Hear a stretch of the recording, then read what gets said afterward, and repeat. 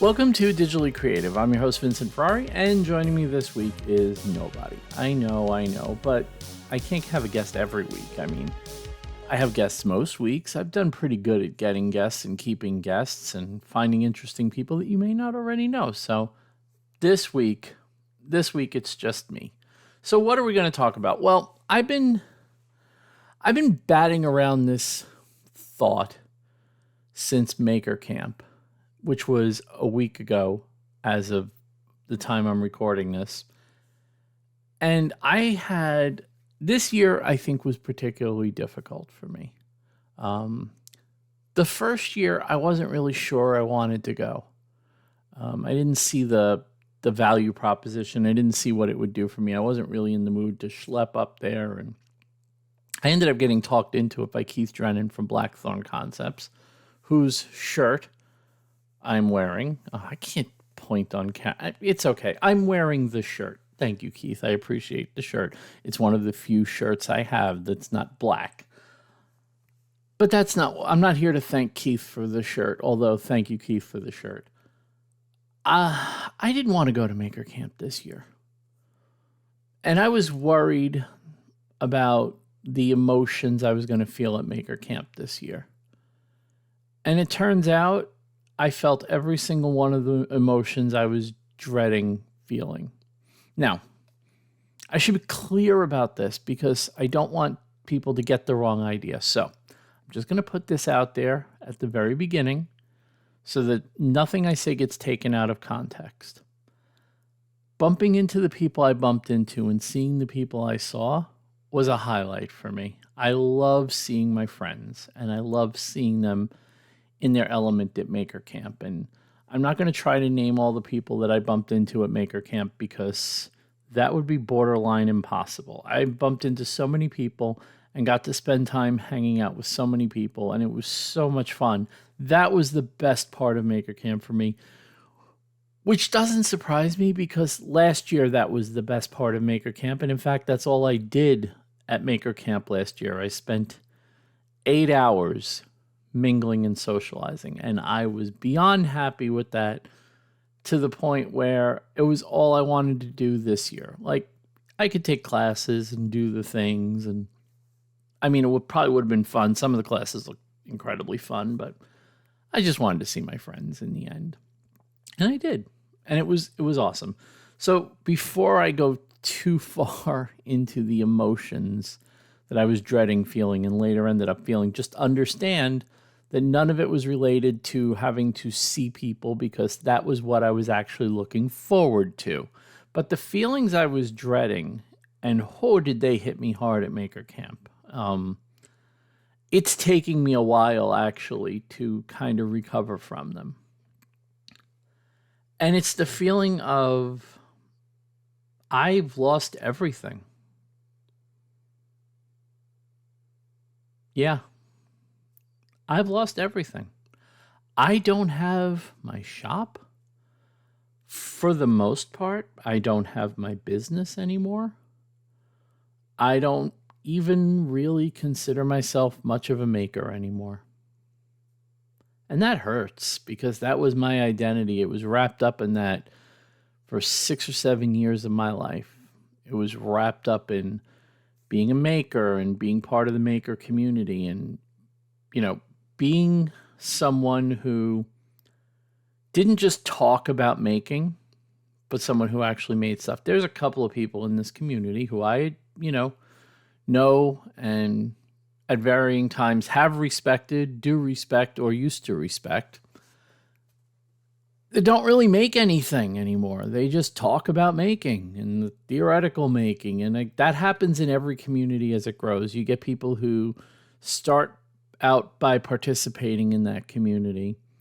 And then over time, they kind of become the philosophers of the community, but don't actually do the thing that the community does. In every community that I've ever been a part of, this happens. And it's happened in the maker community. And I'm sure most of you know people like this, not that we all know the same people, but there's always that one person who talks about making more than they're actually making. The people who can tell you the theoretical reason why everything will work or not work, but can't really tell you a practical reason because they haven't been in their shop in 10 years. Those kinds of people. I've lost everything. That's a hard thing for me to say because I was so proud of what I had built. I was a woodworker. I was a jewelry maker. I was doing really well with woodworking and laser, all the laser stuff I was doing. And now I don't even have a place where I can set it all up. And I lost it like that. Like it's gone. Like it's just gone. It's so crazy to say that out loud. And I knew that when I went to Maker Camp this year, in particular this year, I knew that I was going to feel like I don't belong there. And it isn't because the people aren't welcoming. It isn't because the people there don't love me. It isn't because I don't love the people that are there. No one there said this, implied this, or made me feel this way. But when I walked around Maker Camp and I saw different people doing different things, and a lot of it was stuff that I've done or stuff that I used to do, it really, really sucked. Like, it was painful. Like, okay, I'll give you a good example. So I saw Eric from Bumbleshoots, who was a guest on this podcast 2 years ago, 2.5 years ago. No, longer than that, actually. He was a guest much longer ago than that. Great dude. Awesome dude. His wife is awesome. They were fantastic. Had a fun chat with them. And all I'm thinking as I'm looking at the supplies, like I haven't needed to buy anything from Bumbleshoots for my projects since before I even moved into the shop that I was in that I just lost in August. Like, you know, I can't even, I feel like sometimes like I can't even talk intelligently about making things anymore because I just don't do it anymore. You know, if somebody asked me right now to make a cutting board, I can't do it. Not because I don't know how to make a cutting board. I know how to make a goddamn cutting board, and I'm probably better at it than most people. But the simple fact is I don't have a place to do it. I don't have a shop anymore. I have all my tools. Thank God Kathy's cousin is the wonderful human being that she is, and she's letting me keep my stuff on ice in her basement. But realistically, that means in the grand scheme of things, it means that everything's on ice in Debbie's basement. It means I don't have access to it. I have tried so many times to figure out a way to at least get the Glowforge onto wheels so that I can move it around the basement so that I can get it over to the one window that can open that's down there. And I can at least laser a project as I need to. It's not realistic. It's not realistic. And not only is it not realistic, but it's not realistic to the point where, you know, I get my hopes up and I'm excited about it. But then when I really think about it and the rational side of my brain, you know, the jerk face that we all have inside our head that keeps the truth at the forefront of our brains, jumps in and goes, dude, are you out of your mind? You don't have the room for that. It's right. I don't have the room for that.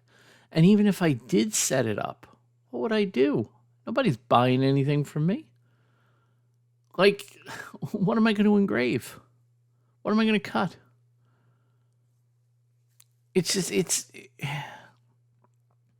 I was watching so many people doing such cool things and talking about what they're working on and the projects that they're doing and the things that are interesting them at the moment. And again, I fully am on board with going to these events and enjoying people having their moment, talking about the things they're doing. This is not a matter of me being jealous or envious. I'm happy for my friends that they get to do what they love. But there's a part of me that also feels like going to a maker event right now is like torture. It's like torture. It's like, hey, look at all the cool stuff that you not only used to do, but can't do. And until there's some kind of crazy change in your situation, you won't do it. That's hard. I mean, think about what you make. Think about whatever it is that you make. And, in a snap of a finger, I'm going to take it away from you. And then a couple of months after I take it away from you, I'm going to put you around 900 people who didn't have it taken away from them. It's hard. It's hard. And it probably wouldn't be as hard if I didn't put so much energy and attention into it and so much love into everything I made and so much effort and, crazy sleepless nights figuring out how I was going to order supplies and get them on time to hit the deadlines that I promised customers for delivery. And, even now it's October 16th as I'm recording this. And in the back of my mind, I'm thinking, what am I going to do for Christmas? I can't offer anything to a customer for Christmas. I feel like.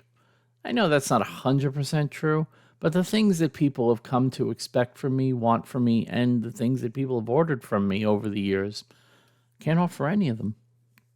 I don't have the ability. This is not, by the way, this is not me just giving up and not trying to find a way to do the things. I don't have the ability to do this. I don't have a place. I don't have my tools. I don't have access to space. Even if I made something, where in God's name would I put it? What am I going to do? I'm going to glue up 5 cutting boards and do what with them? I couldn't do 5 cutting boards. I couldn't even do 1. This is not me trying to bitch. It made Maker Camp, it was great to hang out with, it was great to hang out with everyone I hung out with. Thank God I got to hang out with some people I love, because if I didn't, there would be nothing, I would have taken nothing away from Maker Camp. As it is, the only thing I took away is that the relationships and the friendships are all I have left of the community that I was an active part of. Is that such a bad thing? I mean, relationships and friendships are amazing. I am very lucky to have the people in my life that I do.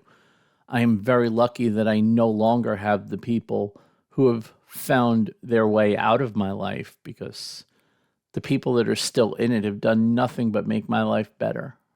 They've stepped up when I needed help, and help is something I seem to need a lot lately. I feel like everyone's got my back, and I appreciate that so, so much. So if the only thing I get out of the maker community is that people feel bad and I'm like a legacy grandfathered in member of the making community who doesn't actually make anything anymore, I just talk about making and talk to makers. And maybe if that's my role in the community now and everyone else is okay with it, then maybe I just need to shut up and take it. Maybe that's my new role. That's what I do for the maker community now. I don't make anything anymore. I talk about making. Maybe all the times that I thought about the maker philosophers in our community and thought about them as just people who just had no ambition and no drive to get out to their shop and make stuff. Maybe I'm one of them now. The only difference is I don't have the option of going out to my shop and making stuff. And before you say it, and every time I say this, somebody says this, and I promise you, just don't say it.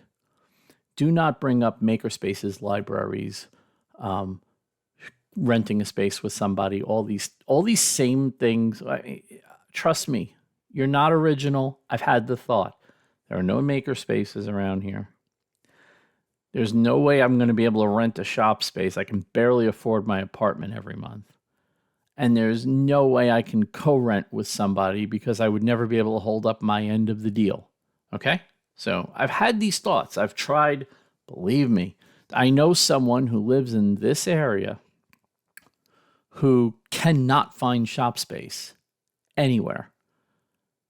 And that person has told me on many occasions that they're going to stay in their basement as long as they can because there is nothing here to rent for a reasonable amount of money. So it's not like I can just move all my stuff into a space or go use a makerspace. You know, a makerspace. Everyone has a makerspace. Just like when everyone goes on Facebook Marketplace, they find 30-year-old lathes that are in mint condition with all the equipment for $400. You know, everyone has that.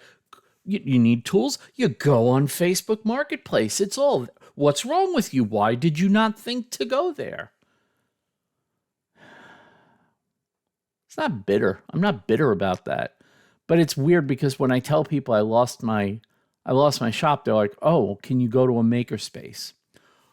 Wow, why didn't I think of going to the makerspace and joining and paying and doing it there? Why didn't I think of that? That was so helpful. Thank you. Thank you.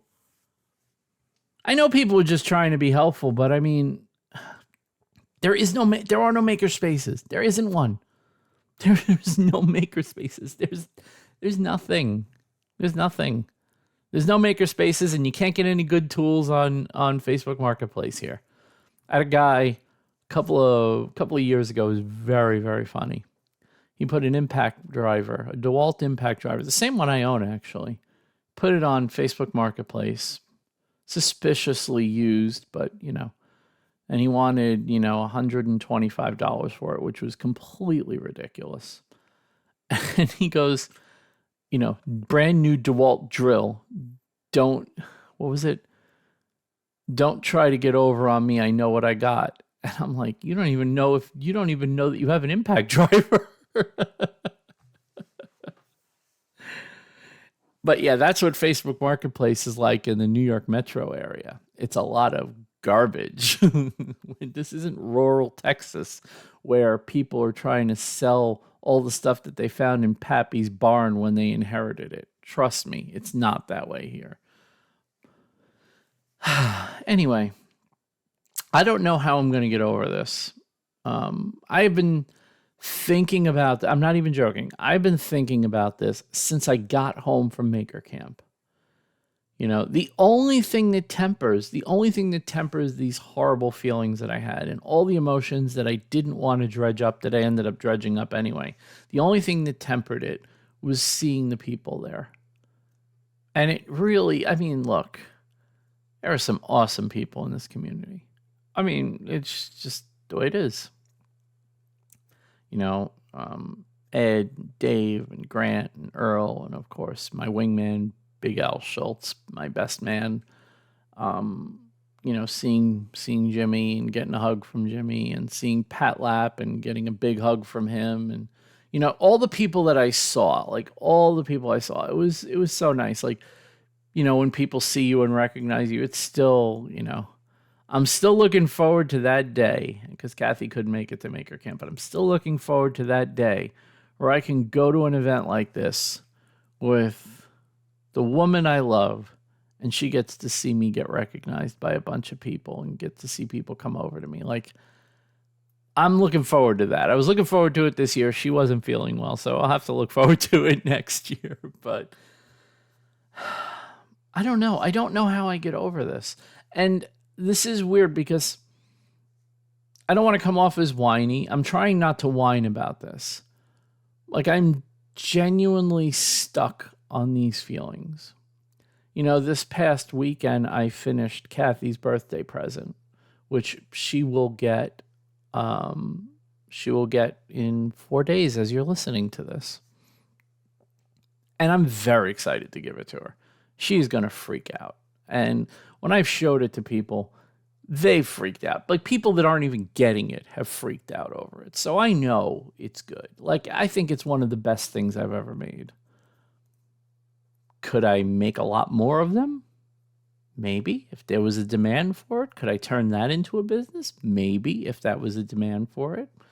I will say I spoke to the person who inspired me to do it to begin with. And that person told me that they had to stop because the materials for doing it got too expensive. and it just wasn't financially feasible to charge what you'd need to charge to keep making them. Scary, right? Like, so here's this thing in front of me where I'm like, oh, I can actually do this for people, but I probably can't do it for people. Like, it wouldn't be financially feasible to do it for people. So even that little bit of making is probably not realistic. You know, I have a bunch of stuff that I've made that I'm doing a big shop update, and I'm just collecting a whole bunch of things and a whole bunch of stuff. And I'm going to do a big shop update. I'm going to probably wait till after Halloween to do it, and, you know, make a big push to clear out my inventory for the holidays. And I think that's going to make me feel a little bit better. But I don't feel like a maker anymore. I really don't. Like, I'm thinking about that, and that's going to be cool. But then at the same time, I'm thinking like, okay, but I'm hoping that the graphic design consulting, the brand consulting, the IT consulting, I'm hoping that all works out, because that's what's going to make me the actual money. And honestly, that is kind of working out. That the more I do of that, the more I'm realizing like, hey, maybe that's your next path. It's not being a woodworker or a jewelry maker or, you know, 3D print guy. Maybe that's my thing. I don't know. Maybe my thing is to be an IT consultant. Maybe my thing is to do brand consulting for people. Maybe my thing is to help makers, you know, help them with their branding. I mean, hey, I may not have a successful business anymore, but if I've done one thing pretty well, I've come up with 2 pretty good brands. One, it's got a little something coming. I'm not going to tell you what, but I don't know. I mean, I would love to know what your feedback is, what you think. What would you do in my situation? Because I really don't want to feel this way again. Like, I don't need the reminder that the thing I love was taken away from me. The thing I love to do was taken away from me. I don't need that reminder. And I do still want to obviously hang out with the people I hung out with at Maker Camp, because that's why most of us go to Maker Camp anyways, to hang out with people. So I'm not trying to get out of going to Maker Camp. I'm not trying to justify not going to Maker Camp. That's not what I'm in here for. I guess what I'm trying to say is I don't know how to cope with these emotions I'm feeling. You know, it was very funny. I was sitting there tonight before I recorded this. I was sitting there going, man, I wish I was still going to my therapist. And then in the back of my mind, it was, yeah, you can't afford your therapist anymore. And if that isn't the most typical representation of my life in 2023, I don't know what is. I need therapy and I can't afford it. God. Oh, I'm a mess, everybody. I'm a mess. But you know what keeps me together? What helps me keep it together? Aside from the friendships and the relationships and the people I love in this community, it's the people that support this show financially, because, oh baby, do I need it. And those people include Best Man Al Schultz from New York Woodworks, Scott Oram of Dad It Yourself DIY, Ed Swanson of Ed's Clocks and More, Nick Birchtold of Birchtold Design Build. By the way, except for Scott on that first 4, every one of those people was at Maker Camp. It was great seeing all of you. Tori Decker of Tori Did It, Jake Drews of Make with Jake, Megan Chris from Onyx Designs Woodwork, Christian Neary of Warren Works, Ken Madden of Mad K Studios, David Wood of DW Wood Builds, Dean Duplantis, Chris Raley of Route 9 Signs, Jeff Stein, a.k.a. A Weird Guy, Kim and Garrett Make It, Rory Langefeld of RLO Woodworks and DIY, Robert J. Keller, Brian Arsenault, the Seven Hills Maker, Dave Bauer of Dave Bauer Art, Donald LeBlanc of Fun with Woodworking, Ross Cave, Jeremy Spees, Grant Alexander of the Clamp Podcast, Brad Harrison of Brad's Customs, Billy Polton of Polton Projects, Eric Peterson of Overall Makerworks, and Earl Van Alstine. Thank you so much to everyone that supports the show financially. Obviously, I could do the show without you, but I wouldn't want to because it wouldn't be as rewarding as it is to do it for the people who love this show that much. So thank you so much for your financial support. Trust me, it goes to a good place. And sometimes that good place is paying for groceries. I'm not going to lie. I would love to tell you I invest every dime back into the podcast. And I will say I invest a lot of it back into the podcast. But sometimes it's groceries. And I appreciate that just as much as I appreciate the help keeping the podcast going. So thank you. Thank you for everything. If you can't support the show financially, of course, I understand. Feel free to leave a comment. Leave a comment on the YouTube video. That always helps. Watch the videos on YouTube. Get those watch hours up for me. I see you guys doing that. That is awesome, and I appreciate it so much. Share the show, whatever you can do to help spread the word about the podcast. I really, really appreciate it. So financial support is obviously helpful, but so is all the other things you do to help people maybe find the show that don't already know about it. So I appreciate all of you and all of that. With that, I think I'm going to close out the show. I really am serious, though. I really am serious. I want to clarify one last time.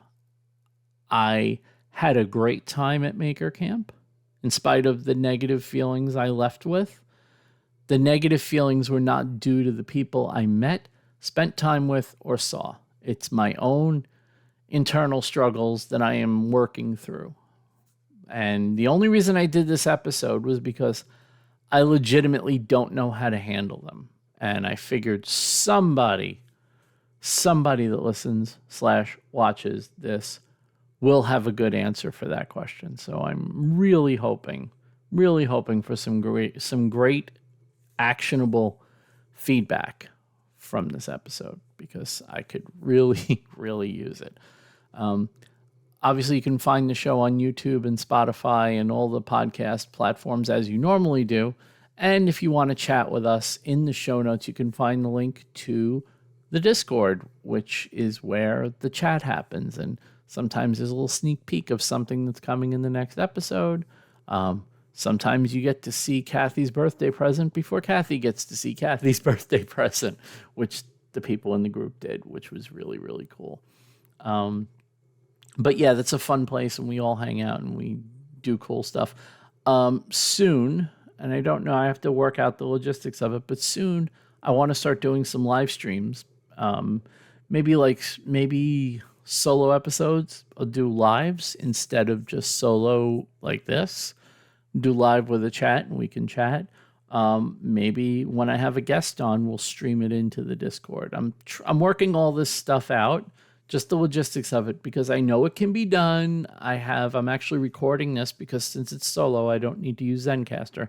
So I'm using OBS to record this right now. So I know how to do this stuff.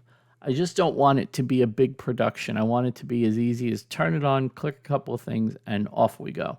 And if I can make that happen, then that's what we're going to make happen. I think that's the next step for the podcast, is to do some live streams, even if I do like one a week. Just a fun live stream, or maybe the show, depending, what the schedule looks like. That's where my head's at.